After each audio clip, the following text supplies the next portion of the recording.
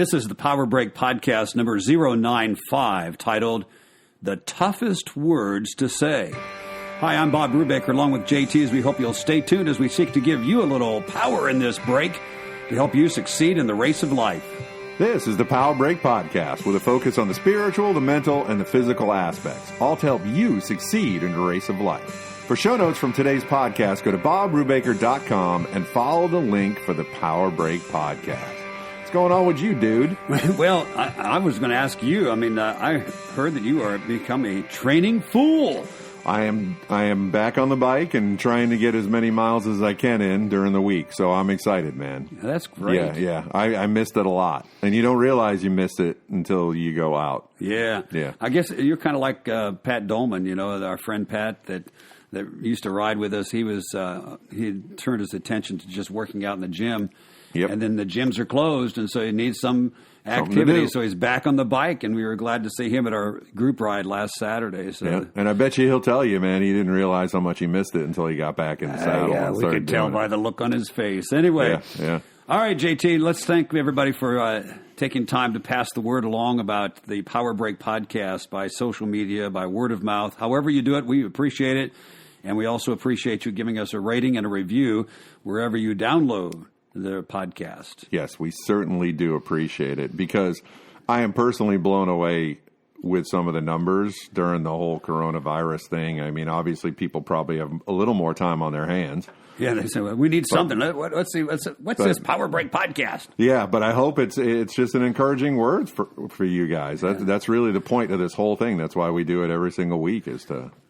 That's why we say we want to help you the tools, succeed in the race of life, and that's what it's all about. That's it. All right, JT, when do you find it easiest or hardest to ask for help? Oh, I'm a guy. I don't like to ask for help ever. Let me ask, let's deviate for just a second. All right, let's hear it. What do you do when you need directions? Do you ask for directions? Oh, no, I ask the Google. Because the Google can't judge me for being less of a man, because I can't find my way there.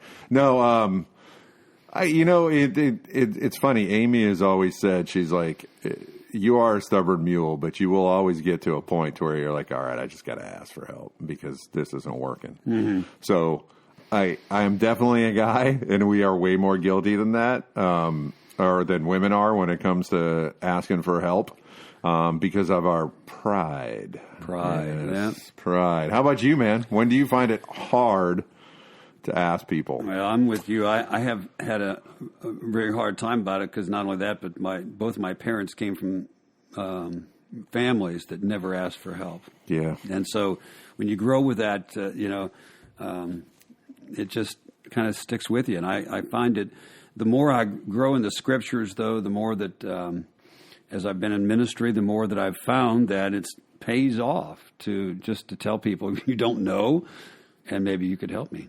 Yeah, for sure. And it's funny. I watch, especially at work, we really push people to be type A and take control when they get on scene. And a lot of that is for officer safety. So there's some legitimacy to that. It's not just about being prideful or anything. It's about, you got to make sure that the environment's safe for you to operate in. And part of that is taking control of it when you get there, right? That's legit. But what I see come out of that, because that's our attitude, is...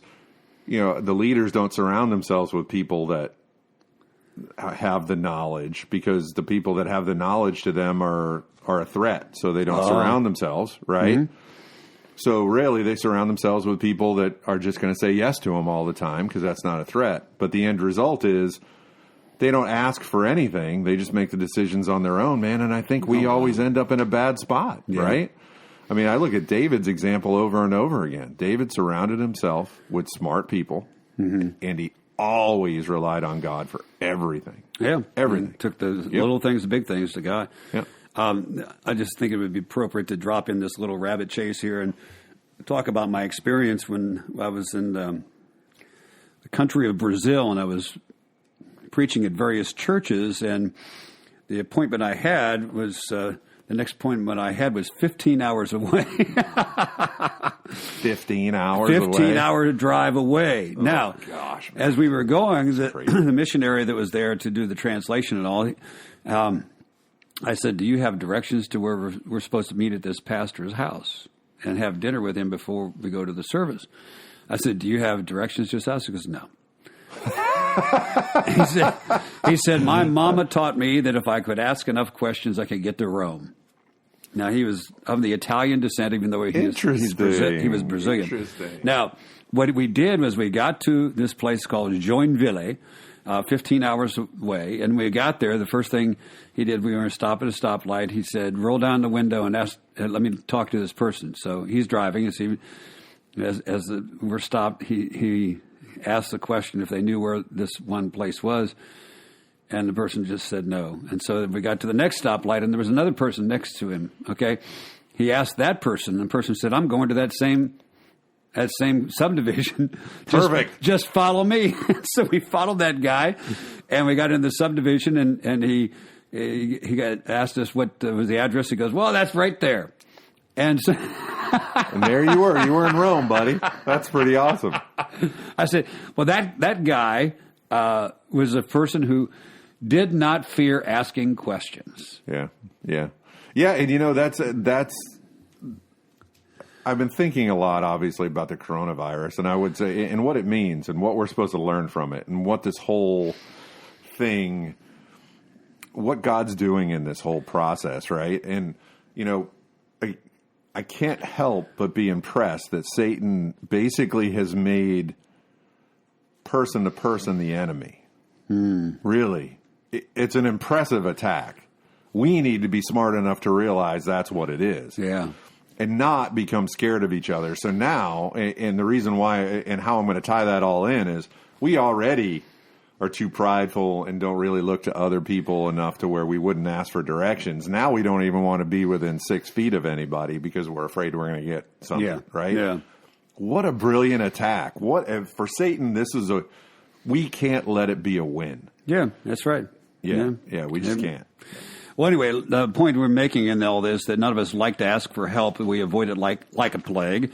Although through this COVID-19 pandemic, more people have stepped up in some aspects and admitted need that maybe more than normal. The principle is especially true when it comes to being humble enough to ask God for help. That's why it says in 1 Peter chapter 5, verses 6 and 7, humble yourselves, therefore, under the mighty hand of God, so that at the proper time he may exalt you, casting all of your anxieties on him, because he cares for you. Man, I love that. Humble yourselves, therefore, under the mighty hand of God. It's so important just for us to recognize who he is and who we are in relation, right? So good. All right, let's continue to talk more about that as we turn to your blog, which is titled The Toughest Word to Say. Folks, if you haven't been to BobBrubaker.com, as always, I encourage you to do that. There are tremendous resources there just to help you succeed in the race of life, to really help you get control of your mind, your body, your spirit, and keep you focused in the right direction, always towards, obviously, Jesus Christ. But I would encourage you to do that. So let's keep talking about that. The humble yourself part, I think, is super important, and I think you're going to talk about that a lot. That's right, and sometimes we're humbled. Before I mention this, I'd just say that yesterday I received a call from actually a gentleman who was at the time in the church that I served in when I served in Mississippi.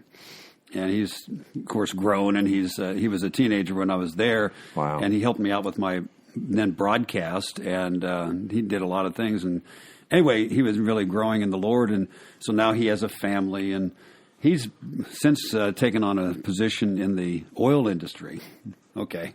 Interesting. And a couple of years ago, it bottomed out, and he said, anyway, he commented, when I talked to him, he says, I read your article today, and that's why I called you. He says, I don't need that. He says, I've been there, done that. And wow. He says, I know how to ask God for help. He said, because I've been so accustomed to it because, years ago, and now he's facing that same thing with the oil industry bottoming out. And on a side thing, and this is a little bit of a rabbit hole, but my experience has always been the men that have hit that rock bottom, that have humbled themselves, man. There you Those go. are the ones you end up counting on, aren't they? Those are the ones that you're like, yeah, this guy gets it. He really gets it. Yeah. Yeah. and we hate being uncomfortable, but it's that uncomfortable that makes us what we need to be. It's so That's cool. right. Yeah. Well, that's the way I'm actually started the article, that some of the toughest words to say in life are, I need your help. And let's face it, we all feel that we have everything under control, and asking help would be interpreted as a sign of weakness, as JT and I were mentioning. Back in 2005, when I almost died, God was gracious enough to teach me some lessons in that, and that was living in dependence upon Him and my weakness. And along with that, He taught me the value of just being willing to ask for help and not being so proudful that I wouldn't be open to the help that He provides in a variety of ways. So the question is, how are you in admitting weakness and asking for help?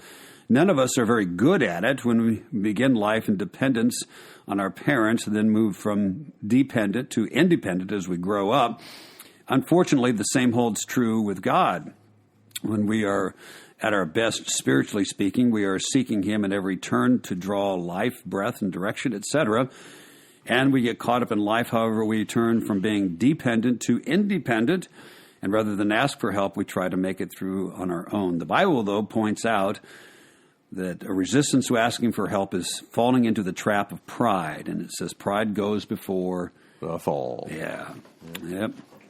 And so, practically speaking, some of the problems that we could find avoiding in life and relationships and finances and everything else, if we could just learn to say those words, I need help, before it's too late. Think of how many times you should have been open about your weakness instead of faking it and then regretting it.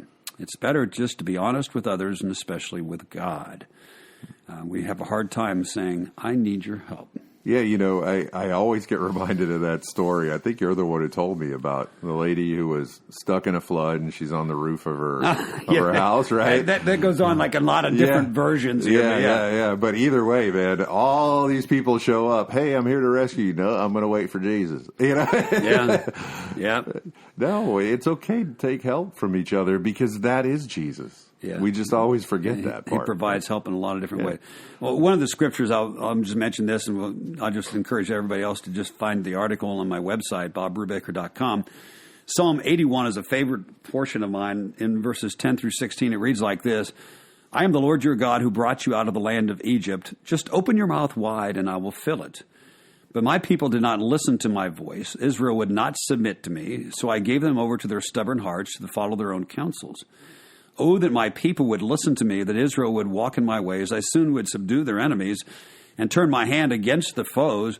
Those who hate the Lord would cringe toward Him, and their fate would last forever. But He would feed you with the finest of the wheat, and honey from the rock I would satisfy you. So he said, all you have to do is just be like the bird in the nest with your mouth open wide. Yeah. He said, but you would not. And regardless of where you are, He sets a table for you in the presence of your enemies. Yeah, right? Very good. So awesome. Anyway, check it out. It's the Power Break blog found at bobbrubaker.com. So what else is going on, buddy? You got any news this week?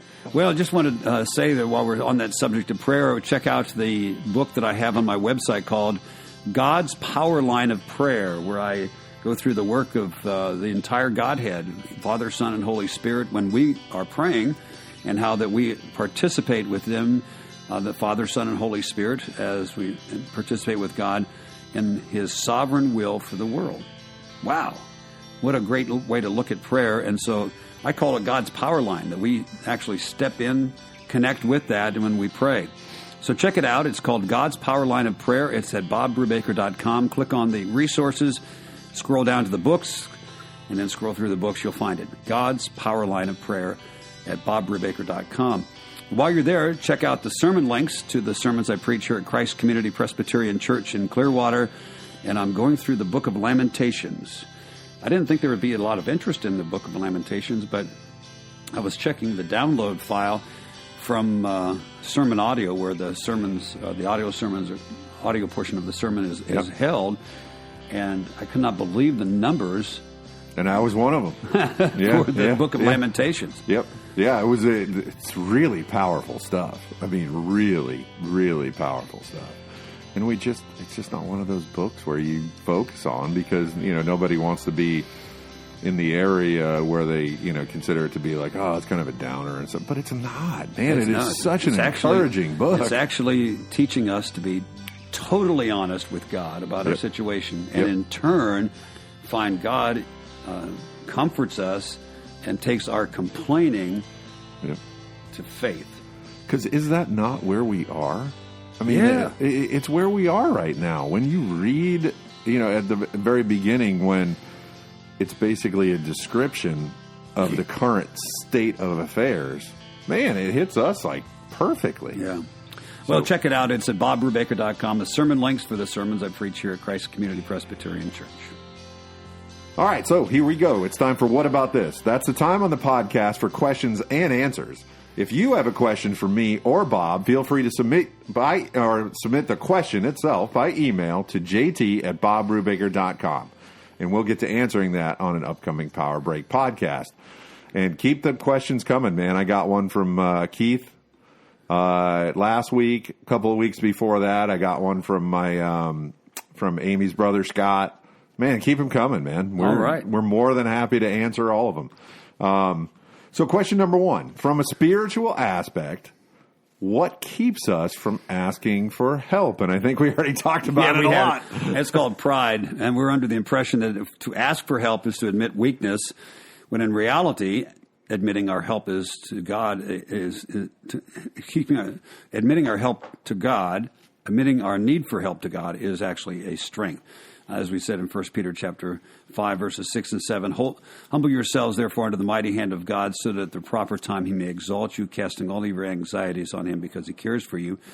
It says in Isaiah 66 that God turns to the one who is humble and contrite in spirit and trembles at his word. Jesus said, blessed are the poor in spirit, for theirs is the kingdom of heaven.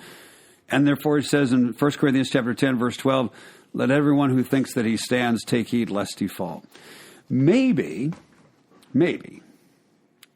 we are in the habit of saying no thank you when someone offers our help, offers to help us. I absolutely think we're in the habit of that. Okay. I think that's a great point. Yep. I got to tell this story because this old preacher was preaching and he was talking about asking for help, okay, and responding to people that say, can I help you? Okay, he walked into a store somewhere in the Bahamas or someplace anyway, and he was looking over things, and he kept hearing a voice saying, can I help you? He said, no, thanks, I got this.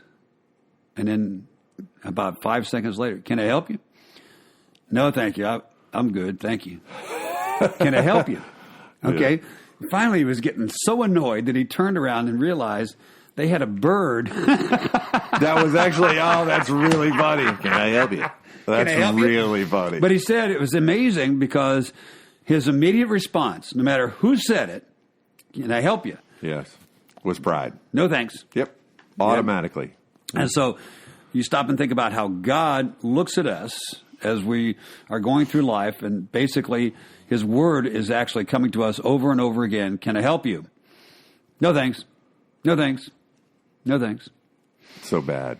And it is automatic. Yeah, it's 100% automatic. Every single human being I know, when you sit down in a meeting, it's automatically no. Yeah. No. No.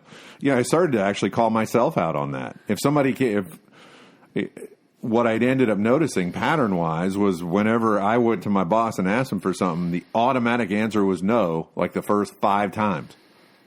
And it could have been something ridiculous like, hey, man, I want to buy you a Ferrari. No, I don't see how we could do that. It was automatic. It didn't matter what I said. Wow. Yeah. But it's so important for us to go back to that one part of Scripture where it says, let your yes mean yes and your no mean no. I think that what that means is you better think about it. Yeah. Yeah, you better think about it. All right, so question number 2, from a mental standpoint.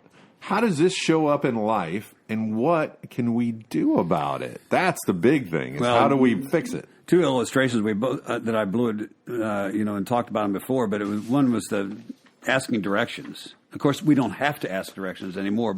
As you mentioned, you have Google Maps or they're on your iPhone or whatever it is. The Google. Okay, you can get there.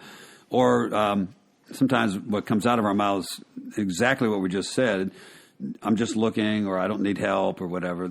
Yep. Maybe we should practice that and think about, an offer to help. Maybe be good.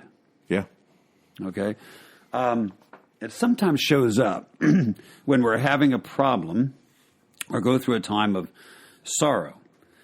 For instance, when someone has a time of sorrow, maybe they've had a death in the family or whatever, Right. people want to do something. Okay, now the worst thing you can ever do to a friend who has suffered sickness or grieving, loss of a loved one, whatever, the worst thing to ever say to them is, if there's anything I can do for you, just let me know. Yeah. Because you understand what you're doing is now to that person, You're putting the burden on them. they're putting the burden on them. Oh, great. Now I've got to think of something for you to do. I can't even think straight, and you're wanting me to think of something for you to do. Yeah. But sometimes it comes the opposite way. A person wants to do for them, and they won't let them. Yeah, for sure. Yeah, So- because you're tapping into their pride. You're right. Yeah. But I think we do that on purpose because we really don't want to do anything for them, Right. to be honest with you. So the best thing to do is that if you had a need, okay, best thing I could do for you is just do it. Yes. Just do something. Yep. Yeah. Okay, and it'll be appreciated. Yep. And you don't ask them for the permission, and above all, don't ask them what you can do. So anyway, No, yeah, just go That's mow a- their lawn. that's a rabbit trail. Sorry about that. No, you don't have to apologize because rabbit trails are what we do here, my friend. That's right. Not only that, it's our podcast, right? That's right. If you don't like it, if you don't like it, tell us. We won't do it because we are in this for you guys. Anyway, so third question. Let's turn to the physical aspect of life. From a physical aspect, how do we get in the mode of asking for help? Because a lot of us here know that, something, man, I'm really struggling. I'm in a loop to where, my diet isn't where it needs to be. My exercise isn't where it needs to be. I don't really know how to get over that plateau because we all hit plateaus in our goals physically, right? So important for us to be able to reach out and say, hey, I'm blessed because I have you. Just be like, hey, Bob, I hit this plateau. What can I do? And, you've been there a million times and you can tell me. But we need to be okay with reaching out with stuff like that. Well, here's a question that we would not ask. Hey, would you do my workout for me? Actually, I would ask that just because I think it's funny. But maybe we need help writing a workout, as you said, to get over past the plateau, or being open to needing a coach or advice from another person. That's where it comes in. Find somebody that can actually give you that. The problem is as athletes, we feel like we've been there, done that. We kind of work our way through that. Yeah. But it's good to discover, that explains the need of help when you're reading about other individuals, and sometimes we put ourselves in the wrong class because we might read about, as cyclists, we may read about some guys that are top pros and say, oh, I want to do what his workout is. Well, no, man, that's not good. No, that's definitely not good because it's structured for him personally. That's right. Number one. But number two, I know I was guilty. When I played college football, it was all about strength, right? So it was all about big weights all the time, and you knew which, it was all about the stuff that, you don't do any curls, those are for getting girls, that was like your thing. Curls are for the girl. So everything was about a certain thing, but I will tell you, I wasn't open until it was a trainer that was basically employed by the football team to say, that workout is awful. You need to start doing this because you're losing flexibility. You're doing that. You're not as explosive because none of your movements are full range of motion, blah, blah, blah, blah. Yeah, I had to have that person come in, but I wasn't going to ask for help because That's right. Yeah, I mean, your pride really needs to be thrown out the window. If you want to excel completely, go into something without your pride being involved at all. And you will get input from people that you need to succeed. Mm-hmm. Yeah, right? On that subject, one of the things we do need to do as athletes or any athletic performance, even if it's weekend athletes, whatever, is to find a weak point. Yeah. And sometimes that's a training partner that helps you find that weak point, or a coach, because we don't find our weak points necessarily, although if we're testing ourselves regularly, we will. Yep. But finding a weak point and then you're finding somebody that can help you get beyond that weak point in your training. Yeah, Amy is always so encouraging because there's one thing I know about Amy when it comes to a workout. She hates lunges. Hates them. Like, would rather go to the dentist and have no Novocaine. Like, hates lunges. Guess what she does every single workout almost? Lunges. Yeah, because she knows I got to do them because that's my weak point. I know mentally I don't want to be here. So, well, in all things, it takes discipline, and as we say, the discipline makes the difference in all aspects of life. So check out today's show notes at bobbrubaker.com. Click on the Power Break podcast. Today is show number 095. And submit your questions by email to jt@bobbrubaker.com and listen for Bob's answer or mine on an upcoming Power Break podcast. Through this time of the coronavirus, I think that it's appropriate that we offer to folks the book, The Battle for the Mind, because it's a mind game out there, folks. Oh boy, this is, and you guys have heard me talk about it. This is one of my favorite books that you wrote. It's just so powerful, and it's a great process. There's a process involved in it. So good.